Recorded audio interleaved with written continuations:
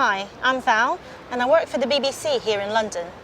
I read a lot of news stories for my job and I get my news from lots of different sources. Today, I'm going to be asking people about the media and about truth. How do you find out what's happening in the world? I find out about what's happening by reading the news on the internet. I use Twitter a lot for quite a fast look at all of the latest news. I listen to the radio, watch the TV and read the newspapers. I mainly find out through the internet and also speaking with people. It can be from my neighbours or it can be from newspapers or internet. Just general day-to-day talk, I suppose.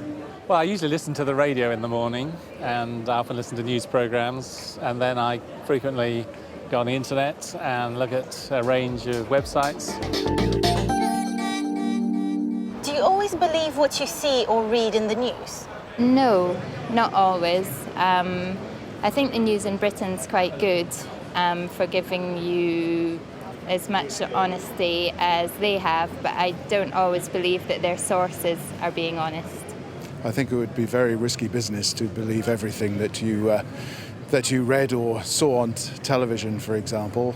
No, I think you have to distinguish between what's fact and what's opinion. Absolutely not.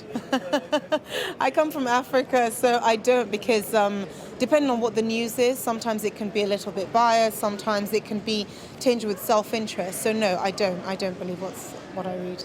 I work as a doctor and I know that quite a lot of the health stories, which are very big in the media and often get headline-grabbing attention, turn out to be actually not. They're often quite misleading. So I suppose I'm a fairly critical consumer. When is it okay to tell a lie? I think it's okay to lie sometimes to protect the feelings of another person. You don't want to tell the truth to a kid about something wrong that happened, that you don't want to scare a kid. There are some lies that are necessary, I think. Yeah. Well, in general, I think it's not a good idea telling lies because it destroys relationships. But I suppose telling white lies, when my wife says, what do I look like in this new dress? Sometimes I'm not going to be strictly honest. I think it's okay to tell a lie when it's not harming anyone directly.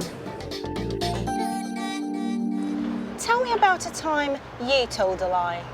My husband made a dish that I didn't really like, and I just thought, I'm not going to say this isn't nice, it's salty, because he'd made an effort. If I'm late for a class or a meeting with the supervisor, I might blame it on the transport, say the train was delayed, when actually I should have left earlier.